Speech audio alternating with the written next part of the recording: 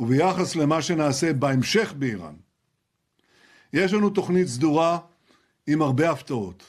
לערער את המשטר, לאפשר שינוי. יש לנו עוד הרבה מטרות, ולא אפרט אותן כאן. אבל לפעילי משמרות המהפכה, אלה שרודים בעם האיראני ברחובות, אומר לכם רק זאת. גם אתם על הכוונת. מי שיניח את נשקו, לא יעונה לו כל רע. מי שלא יעשה זאת, דמו בראשו.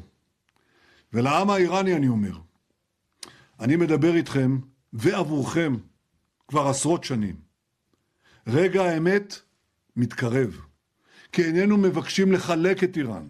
אנחנו מבקשים לשחרר את איראן, לשחרר אותה מעול העריצות ולחיות עמה בשלום. אבל בסופו של יום, השחרור מעול העריצות, השחרור הזה יהיה תלוי בכם, בני העם האיראני האמיץ ולמוד הסבל. אני מאמין שאם תתייצבו ברגע האמת, לא ירחק היום שבו ישראל ואיראן תחזורנה להיות ידידות אמיצות.